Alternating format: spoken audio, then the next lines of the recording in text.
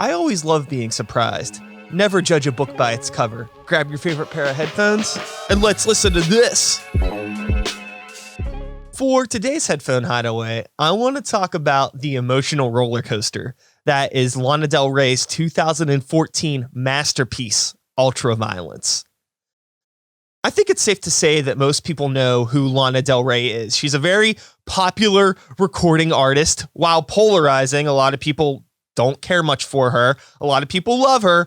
Regardless, she's been putting out music consistently for almost a decade. However, this album really stands out in a way that is undeniably bold, unique, and just challenging for what is essentially, a major label pop release from a pop artist.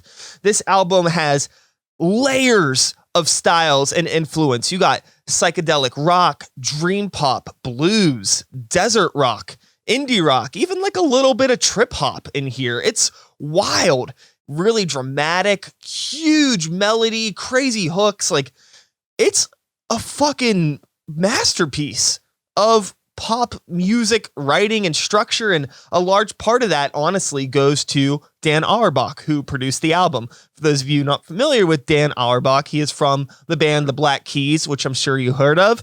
Legend has it that there was a version of this album that Lana Del Rey had considered to be done before Dan Auerbach even entered the picture. And the plan was for Dan and Lana to meet up and just do some post-production stuff to kind of give the album its final polish. But a few days of post-production ended up turning into 6 weeks of them pretty much re-recording the entire album. And I would love to know what the original version of some of these songs sounded like. I think that would be really cool to hear. I don't know if that's something we'll ever get to hear. It might already be on the internet. I haven't looked for it. Who the fuck knows? Whenever this album was finally done and released in 2014, it did really well critically, which made me really happy. I think that it was so cool and refreshing to see such a positive response to a major label pop album that was as experimental and bold as this album was. Because nobody else was doing shit like this, and nobody has really done anything since, not even Lana Del Rey. She's somebody that tends to reinvent the character of who Lana Del Rey is with each release, and I think that's great. I also appreciate and respect her decision to just let this album be this album and to move on and continue to do different things, because I don't know if I necessarily even need an Ultraviolence Part 2, given the way that it was put together and it was all by chance, pretty much. This was lightning in a bottle, and you don't recreate this. Even if you're somebody that's under the assumption that Lana Del Rey's music is bullshit, I would recommend giving this album a listen.